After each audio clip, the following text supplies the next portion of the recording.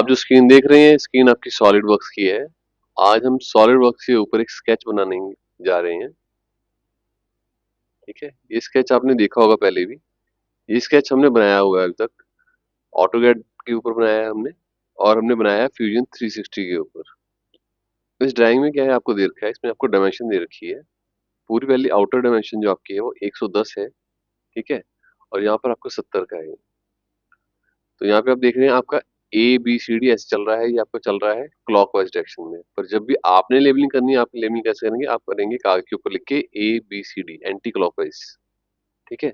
हम ऐसे क्यों करते हैं? क्योंकि एक्स हमारा डायरेक्शन इसमें पॉजिटिव है, ठीक है? और वाई हमारा इस डायरेक्शन में पॉजिटिव होता है, ठीक है? तो हम यहाँ से पहले आते हैं A से P, तो 25 है, फिर P से O, इसी के 30 हमारा ये चल रहा है, ठीक है? ON 10, 20, फिर 10, फिर 20। ये डायमेंशन आपकी दे रखी है, यहाँ पे 30 आएगा सेम यहाँ पे, ठीक है? एक जगह दे दी तो मतलब दूसरे सेम होगा। जब आपका सिमेट्रिक होता है तो हमें एक जगह डायमेंशन देके हमारा काम हो जाता है।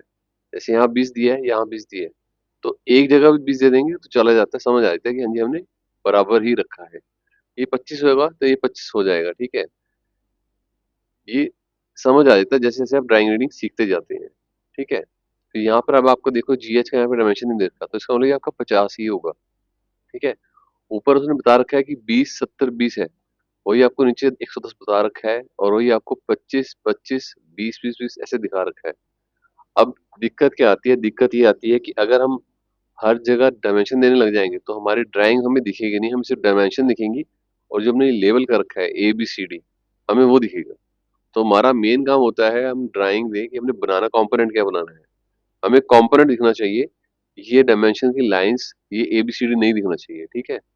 तो आज हम शुरू करते हैं सॉलिड वर्क्स के ऊपर। ये सॉलिड वर्क्स की स्क्रीन आपके सामने, ठीक है? हम एक्सट्रूड है, रिवॉल्व है, अगर मुझे एक्सट्रूड रिवॉल्व सीधा करना है तो मैं ऐसे डायरेक्ट एक्सट्रूड करके स्केच मोड में जा सकता हूँ। पर अभी हम सिर्फ स्केच पे काम कर रहे हैं, तो हम क्या करेंगे? स्केच पे क्लिक करेंगे, यहाँ जाएँगे स्केच, पहली ऑप्शन है मेरे पास, इसे क्लिक करूँगा, तो वो कह रहा है कि आपके पास प्लेन जो है, इस तरीके से आपके पास प्लेन आ रही है, तो आप कोई प्लेन सेलेक्ट करो जिस पे आपने काम करना है। तो मैं फ्रंट प्लेन लेता हूँ, फ्रंट प्लेन सेलेक्ट करने के बाद यहाँ पे मुझे प्लेन नहीं दिखा रहा, ठीक है? अब मेरे पास जो टूल्स हम नीचे देखते हैं कि यहाँ पर फ्यूजन में नीचे आता है हमारे पास, ठीक है? तो जैसे यहाँ पे आपके पास अब व्यू दिखा रहा है आपको। अब इसमें मिडल माउस बटन जो है वो आपको रोटेट करता है स्क्रीन को। इसके लिए आपको कुछ और बटन होल्ड नहीं करना पड़ेगा, कहीं और से क्लिक नहीं करना पड़ेगा।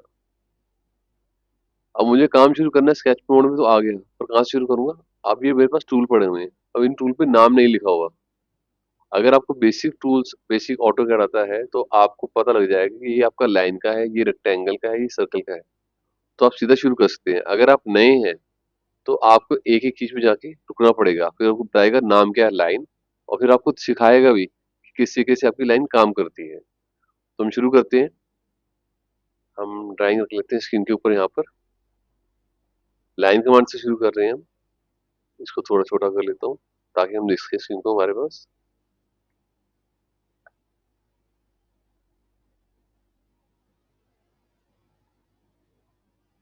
अब हम करते हैं स्केच को शुरू लाइन कमांड से। ये हमारा पॉइंट ऑफ ओरिजिन होता है जहाँ पे हमारे पास लाल 2 लकीरें दिखा रहा है एक्स, वाई में, ठीक है? यहाँ पे दिखाया भी है हमारे पास, नीचे दिखा रहा है हमारे पास कि यहाँ पे एक्स डायरेक्शन है, ये वाई डायरेक्शन है हमारे पास। तो हम शुरू करते हैं यहाँ से। यहाँ क्लिक किया मैंने, ठीक है? अब मुझे जाना है, अगर मुझे जाना है ABC के हिसाब से, तो मैं यहाँ से ऊपर लेके जाऊँगा, ठीक है? फिर इस तरफ को, अभी डायमेंशन साथ-साथ नहीं दे रहा मैं, डायमेंशन साथ-साथ दे सकते हैं, हमारी मर्ज़ी है, पर मैं अभी साथ-साथ डायमेंशन दे रहा। अब यहाँ देखिए, जब मैं नीचे लेकर आया हूँ, तो आपको दिख रहा होगा कि आपकी इस लाइन का उसने बाय डिफ़ॉल्ट अपने आप ही एक रेफ़रेंस ले लिया कि यहाँ तक आना है। मैं अगर यहाँ पे बीच में लेके जाऊँगा इसके मिडल में, तो मिडल में भी दिखाएगा मुझे। मिडल में पतली लाइन दिखा रहा है, यहाँ मुझे दिखा रहा है मोटी लाइन, क्यों? क्योंकि मिडल है ये कॉर्नर नहीं है, ये एक कॉर्नर आ गया, तो कॉर्नर में मुझे मोटी लाइन दिखाएगा, ठीक है? तो इसे दूर लेके जा रहा हूँ और अब ये बराबर है यहाँ पे कर सकता हूँ, पर ये बाद में कर लेंगे हम, ठीक है? फिर नीचे लेके आ रहा हूँ, मुझे नीचे फिर पॉइंट दिखा रहा है, इस पॉइंट से यहाँ पर आया इस तरफ में, ऊपर जा रहा हूँ यहाँ, फिर इस तरफ लेके जा रहा हूँ, फिर नीचे आ रहा हूँ। अब ये लकीरें हैं जिनको लिटा रहा हूँ या इनको खड़ा कर रहा हूँ, साथ में इसके रेफरेंस के हिसाब से, ठीक है? वर्टिकल हॉरिजॉन्टल लाइन भी चल रही है। फिर नीचे लेके आया, उसको यहाँ पे क्लोज कर दिया। क्लोज करते सार ही वो कमांड को अपने आप डीएक्टिवेट कर देता है, आपको एस्केप नहीं दबाना पड़ता। ठीक है, पर इसमें ये है कि आपने जो काम किया, अब आपके पास दो तरीके के टिक आते हैं। एक आता है यहाँ से, हरा टिक किया मैंने तो ये स्केच मोड से बाहर आ गया मेरे पास, पर मैं स्केच मोड पे हूँ।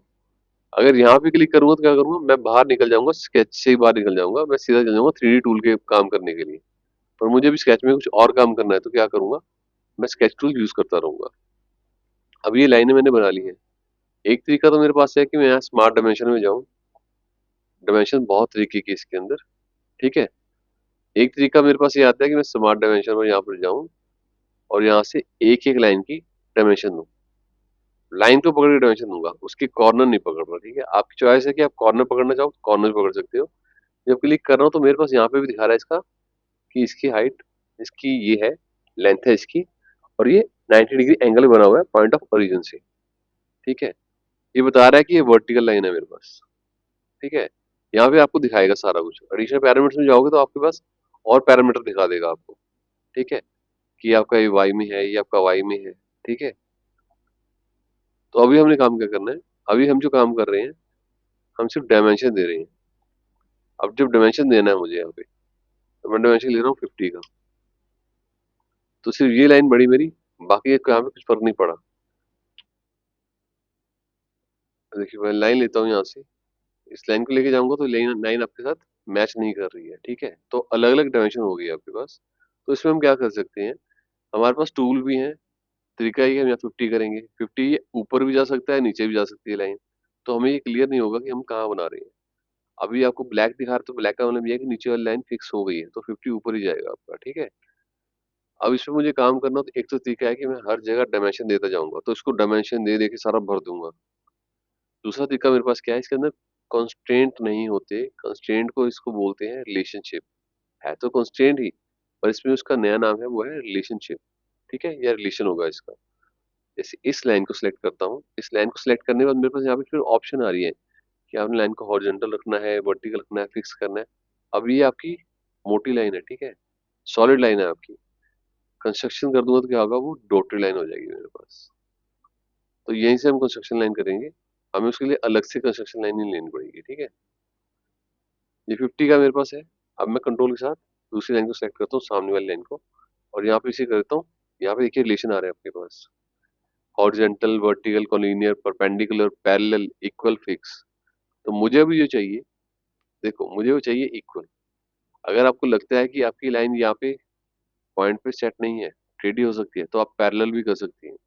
ठीक है, अभी मैंने इक्वल किया तो वो कह रहा है एग्जिस्टिंग, जो मौजूदा अभी रिलेशनशिप बन गया है वो है इक्वल का, इन दोनों लाइनों के बीच में। ठीक है, इसे ओके कर रहा हूँ। अब मुझे इसकी डायमेंशन देने की जरूरत नहीं है, क्योंकि ये सेम है। अगर मैं डायमेंशन देने की कोशिश करूंगा तो क्या बोलेगा, वो कहेगा जी आप ओवर कॉन्स्टेंट कर रहे हो, क्योंकि वो तो ऑलरेडी गिवन है और आपने बता दिया है कि वो इक्वल है। ठीक है, तो हमने जब रिलेशन दे दिया, कॉन्स्टेंट लगा दिया, तो हमें दोबारा डायमेंशन देने की जरूरत नहीं है।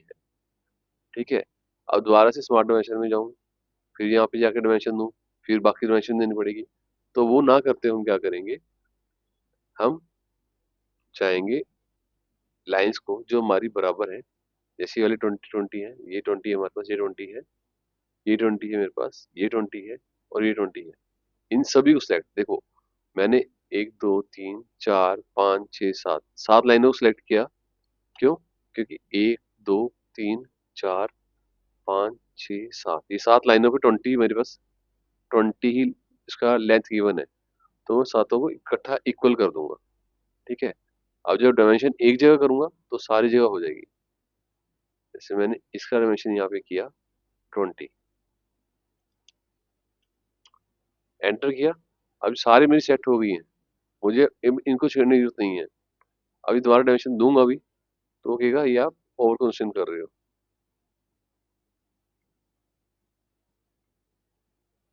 वो कहेगा इसको आप ओवर कंस्ट्रेंट कर रहे हो, क्योंकि ऑलरेडी ये आपका इक्वल आपने दे रखा है रिलेशनशिप का। अब ये नीचे वाली लाइन है, एस्केप कर देंगे, हम कमांड को छोड़ देते हैं एक बारी। इस लाइन को होल्ड किया, अगली लाइन को हम कंट्रोल के साथ होल्ड कर रहे हैं। दोनों लाइन आ गई हमारे पास, हम दोनों को इक्वल कर रहे हैं। यहाँ से टिक करना पड़ेगा, अगर टिक नहीं करोगे तो आपकी कमांड काम नहीं करेगी। ओके किया मैंने। अब ये वाली लाइन है मेरी और ये वाली लाइन, इन दोनों को सिलेक्ट करता हूँ, इक्वल कर देता हूँ। सेम इसी तरीके से एस्केप करके कमांड छोड़ के एक बारी इस लाइन को और इस लाइन को सिलेक्ट करता हूँ, इन दोनों को करता हूँ इक्वल। ठीक है, इस तरीके से मैंने इक्वल कर लिया। अब मेरे इक्वल वाले काम खत्म हो गए। अब मुझे डायमेंशन देनी है। स्मार्ट डायमेंशन में जाऊंगा, इसकी डायमेंशन दी यहाँ पे मैंने 25, इसकी डायमेंशन दी 30। अब ये बहुत छोटा हो गया, देखते हैं यहाँ पे। इसकी डायमेंशन देता हूँ 10। ठीक है, बस इतनी डायमेंशन दूंगा, अब मेरा कंपोनेंट पूरा तैयार हो गया, मतलब सेम चीज बन गई मेरी। मुझे इसके अलावा और डायमेंशन देने की जरूरत नहीं है। कई बोले, कुछ लोग बोलते हैं कि हाँ जी 70 भी देनी थी, वहां पे ऊपर 70 अलग से एक डायमेंशन दिख रही है, हाईलाइट हो रही है, या नीचे पूरा 110 देना था। तो वो जरूरत नहीं पड़ेगी आपको। आप अगर देना चाहोगे तो वो कह देगा कि ओवर कंस्ट्रेन है, ये 20 है, ये 20 है। ठीक है, आपको दोबारा दिखाता हूँ दिक्कत क्या आएगी उसमें। जब मैं स्मार्ट डायमेंशन में जाके इसे सिलेक्ट करता हूँ, तो वो कहता है कि देखिए आपका ये आपके 20 है, ये 20 है आपके पास, तो आपका ये बचता कितना है? 70। कैसे बचता है? 25 आपने ये बताया, 25 आपने ये बताया, फिर 20 20 20 ये आपका हो गया। तो उसने खुद ही कैलकुलेट कर लिया कि ये 110 है। अगर 110 गिवन है तो इसमें से कोई भी डायमेंशन मैं पिक करता हूँ तो वो दिखा देगा कि आपका ओवर कंस्ट्रेन हो गया, आपने ज्यादा डायमेंशन दे रहे हो। ठीक है, तो ये अगर हम सीख रहे हैं, हमने कंपोनेंट बना के देने हैं, सिर्फ डिजाइन, तो हम ये कर लेंगे।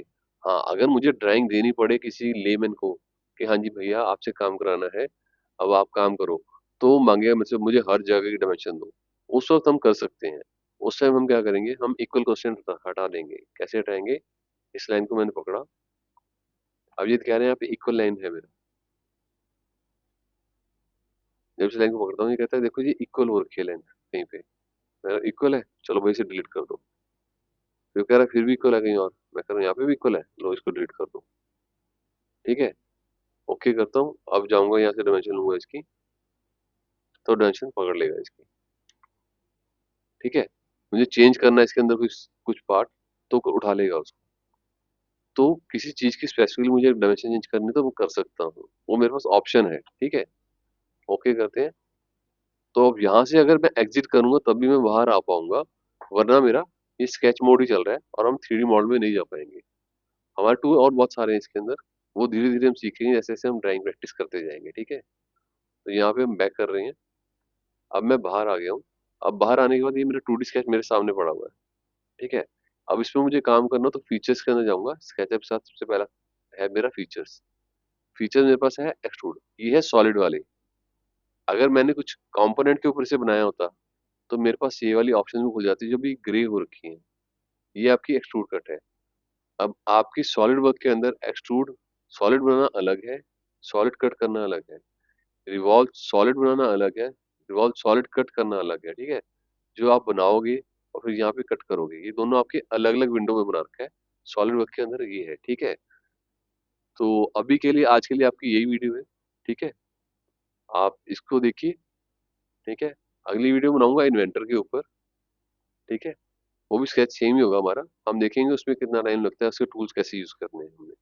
तो आपके पास चारों का कंपैरिजन हो जाएगा, फ्यूजन का, ऑटोकैड का, सॉलिडवर्क का जो भी हमने बनाया है, और इन्वेंटर का। ठीक है गाइस, तो मिलते हैं आपको नेक्स्ट वीडियो के अंदर। तब तक के लिए God bless you all. Thank you.